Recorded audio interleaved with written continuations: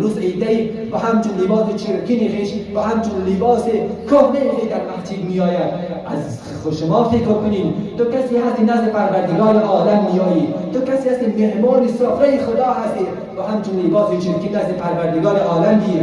آیا درست است؟ آیا مناسب است ما وقتی کسی ما را دعوت کنه فیشنترین لباس خود را، لباس بهترین خود را ما خود را آرایش کرده و آراسته کرده نزد او می رویم، ولی خدا تو را دعوت کرده در مسجد میایی و همچون لباس چرکین خیش نماز میخوانه، مثل ایده‌ای که مستری باشه یا امثال کسایی که نانوایی دارن امثال اینها و همچون لباس چرکینی که در کار میشینن و همچون نماز میخوانن.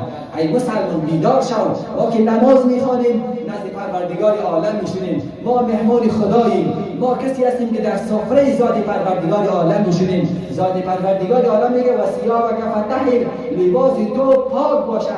هر چقدر لباس پاک و صاف خود را میپوشی در مسجد میایی، همان قدر اعمال تو نزد پروردگار عالم قبول، مقبول و منظور است و ثواب زیادی داره.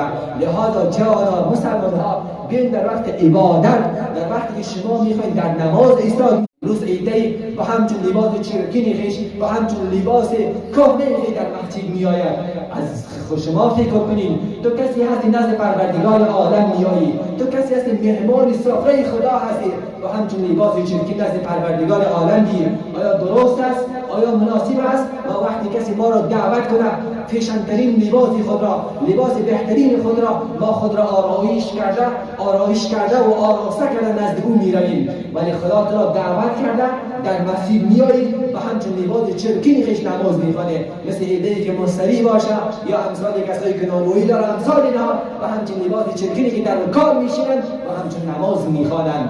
ای مسلمان بیدار شو، ما که نماز میخوانیم نزد پروردگار عالم میشونیم، ما مهمان خداییم، ما کسی هستیم که در سفره ذات پروردگار عالم میشونیم. ذات پروردگار عالم میگه و ثیابک فطهر، لباس تو پاک باشه.